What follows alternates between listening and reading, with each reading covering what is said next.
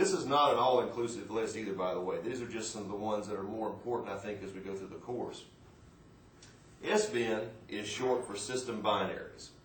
And these are the utilities, commands, and so forth that actually make up the bulk of the operating system. These are things that, more often than not, the end user will have less interaction than, say, a system administrator. These are commands that system administrators might use to manage the system. These are commands that the system might use to boot itself. There are some user commands in there, so it's not an absolute that SBIN only has administrator programs, but by and large, that's its function. /dev. This is for device files. Now, one of the things about Unix that you'll see as we go through the course, we refer to everything as being a file in Unix. And what we mean by that is, obviously, you have files, just like you would in Windows, where you have things such as documents, spreadsheets, things like that. Commands are files. Obviously, they're compiled programs, but they're still represented as a file in the system. Directories are a special type of file. Further down, we start talking about devices, and devices are things like printers, hard disks, screens, networking devices, anything that the system might use to interact with the outside world, or maybe components such as, internal components such as memory, and things like that. If you look in the /dev directory, and when I say look, I'm talking about using the ls command. A lot of this is covered in the introductory readings for week 1, but the ls command is basically the same thing as dir if you're working with DOS. That's going to be the C. But the ls command actually lets you take a look at what's in each directory. Now, depending on the permissions that you have, and we'll talk about permissions later on in the course, you may not be able to see everything that's in a particular directory because your permissions don't allow it. Going back to the concept of the root user can go into anything in the system, it can go anywhere in the system. So, obviously, while we're going through the course, there's going to be times when we're going to make use of the root user to take a look at some of these files. But for right now, even with the base permissions that you have on things like the Nuke distribution or with the default user in Knoppix, if you're using the Knoppix distribution, you should be able to see some of these things. But if you were to go into the dev directory, you would see a whole bunch of files that maybe at first glance don't seem to make a whole lot of sense. You may see things like HDA1, or you may see things like ETH0. These refer to actual components or devices that the system uses. And each one of those files tells the operating system or provides the operating system with a point to communicate with those devices. You may see things like PRN for printer. Depending on what type of hardware you have installed in your system, depending on what actual version of Unix or Linux you're using, you will see different types of devices within this directory. Now, one thing is, obviously you need to be careful about the files in this directory. Most of the time, unless you're the root user, you can't do any damage, but you have to make sure that you don't inadvertently change or delete files in here because you can cause unpredictable results with your system. /etc is short for etc., as you could probably guess. Now, etc has all of the configuration, or I say all of them, most of the configuration files for the operating system. Things such as networking definitions, things like where the user database is kept for all the users that are established in the system, where group definitions are kept, a whole host of files.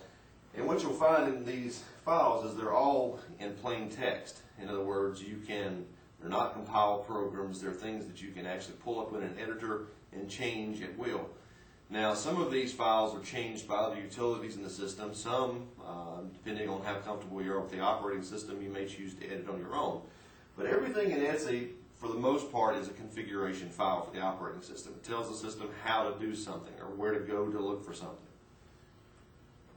You'll also find configurations for certain utilities or certain processes in the system. These processes that run all the time, that we call daemons or daemons, depending on how you want to refer to those. The /lib directory is where we have library programs or library code. And in Windows, you may have heard of the term DLL for Dynamic Linked Library. These are files that contain code that other programmers who are developing applications or utilities for a given operating system can go in and make use of this code. They can reference it in their programs. That way they don't have to actually go back and rewrite the code themselves. But there's a whole collection of different utilities, routines and things like that that programmers are freely available to use. And this is one of the reasons why programmers generally like working with Unix, because there's so many things that are already provided, so many abilities that a programmer has to tie in and make use of the system's resources, because a lot of this stuff has already been published in files that are contained in library. /opt is optional program products. Now these are things that are not part of the base install. For instance, if I grab a new version of Red Hat Linux, for instance, and tell it, all I want to do is just boot the system and have a base set of utilities, I don't want anything else, chances are you'll still have this opt directory, because most current Unix environments, and I think just about every Linux environment, creates one, but you might not have anything in it. Later on, as you install optional products like SSH, which is Secure Shell, don't worry about what that is right now, we'll talk about that more in week 5. But any kind of applications that you might install that aren't part of the base operating system installation would normally be placed here. And I said normally because it all depends on the system administrator. Every shop, every data center has its own standards as to where it puts programs. Now some programs install in certain directories and you can't change where they go. Others, you have any option that you want, so some make use of opt, probably is a good rule of thumb to use that for that purpose. Some use other directories that we'll see later on. /proc is something that was originally unique to Linux. Some commercial Unixes, such as IBM's AIX, have begun using this as well. And if you go into the proc directory, you're going to see a number of files that basically give you information about the status of the system. You'll see things such as, there's a file that will tell you how many CPUs you have in the system, what speed they're running, what types of disk drives you're using. And what the programmers would do is write programs that read these files in here and present it in a more user-friendly format. But you can go in here and just list these files too and take a look at that data. But it's basically a snapshot of the system's performance, the environment, at any particular point in time. There again, if you're looking at commercial Unixes, you may or may not see a /proc. And they also refer to /proc as a pseudo file system. Now, for the purposes right now, I'm using the terms directories and file systems interchangeably. There really are different things, but for right now, I just want to cover kind of the basics of what you're going to see, and then we'll go into some of the more differences between file systems and directories. /user contains the program, or USR. The short form for that is USR. We refer to it as user when we're discussing it. This contains user programs, commands that users and administrators alike would normally use. Again, that is something that would get installed with the base operating system. And then finally we come down to /var for variable.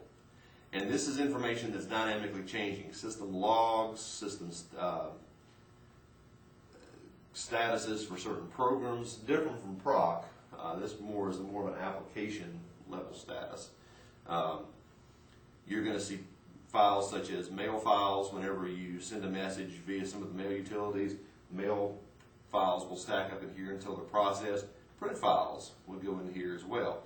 Anything that gets spooled, logged, what have you, will normally be placed down in the var.